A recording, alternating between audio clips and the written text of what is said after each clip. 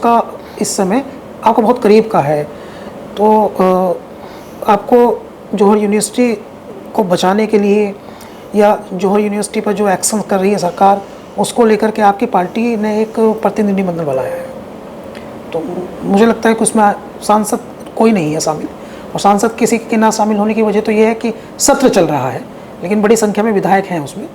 तो आपकी क्या उसमें कोई योजना है कि उसको बचाने की, पार्टी की क्या योजना है, कुछ है? देखिए, एक तो मैं ये बताना चाहूँगी कि इस सरकार की नेगेटिविटी की पॉलिटिक्स ज़्यादा है, पॉजिटिविटी की नहीं है।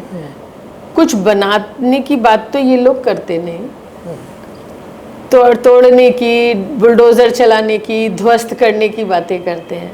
पहली बात तो ये है, ये सब चीज़ें राजनीतिक द्वेष से प्रभावित नहीं होनी चाहिए कि भाई ये क्योंकि आज़म खान साहब ने इस यूनिवर्सिटी को बनाया है, एक मुस्लिम नाम जुड़ा है, क्या इसलिए तोड़ना है यूनिवर्सिटी को? या ये शिक्षा के ही पक्ष में नहीं है, भाई पेपर लीक कराते हैं। अभी आप लोगों ने पिछले दिनों सब सर्वे देखा होगा कि 1 लाख विद्यालयों को, छोटे बच्चों के स्कूलों को बंद किया गया है। तो भाई इनका शायद शिक्षा की तरफ रुझान ही नहीं है, ये अंधभक्ति बनाना चाहते हैं, ये अनपढ़ ही रखना चाहते हैं देश के बच्चों को।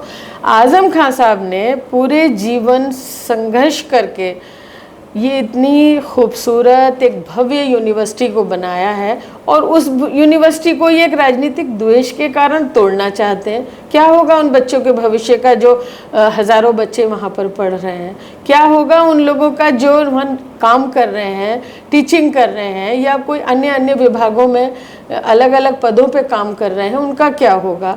वहाँ हर जाति धर्म के बच्चे पढ़ते हैं।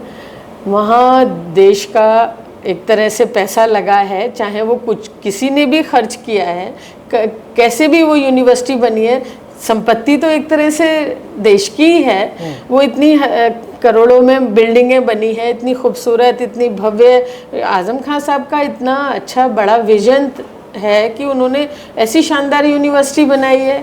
अब उसको डिमोलिश करने की बात, एक बात ये कर नहीं पाएंगे डिमोलिश। हमारी पार्टी, अखिलेश यादव जी, समाजवादी के लोग इसको डिमोलिश नहीं होने देंगे। पहली बात तो ये है कि एक जो नियम है वो ये है कि 2020 से पहले बनी हुई जो भी इमारतें हैं और किसी वजह से उनका नक्शा पास नहीं भी है किसी भी कारण से, तो वो पेनल्टी के साथ 25% जमा होके वो मतलब रजिस्टर हो सकते हैं, न पास हो सकता है उसका नक्शा, रेगुलेट हो सकता है, कंपाउंड हो सकता है। तो तोड़ने का सवाल ही क्या है? और कैसे इतने बच्चों के भविष्य से खेलने दिया जाएगा?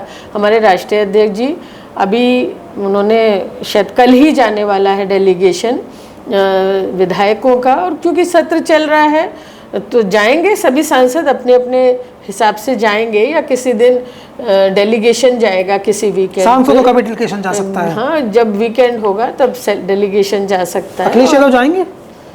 देखिए, ज़रूरत पड़ेगी तो वो भी जाएंगे, रामपुर जाते रहते हैं, कोई ऐसी बात तो है नहीं। आज़म खान साहब समाजवादी पार्टी के फाउंडर मेंबर हैं, उन्होंने पार्टी को खून पसीने से सींचा है, उन्होंने यूनिवर्सिटी को अपने मतलब इतनी लगन से, इतने संघर्ष से बनाया है। तो अखिलेश यादव जी बहुत सम्मान करते हैं आदरणीय आज़म खान साहब का, तो वो तो जाते ही रहते हैं, तो परिवार की बात है। तो बहरहाल अभी विधायकों का डेलीगेशन जा रहा है और हम सब लोग, पार्टी उनके साथ है और यूनिवर्सिटी के साथ है, और ये पूरे देश के लोग भी यूनिवर्सिटी, देश के बच्चों की, देश के लोगों की भी भावना ये है कि इस यूनिवर्सिटी को किसी भी तरह क्षति न पहुंचाई जाए।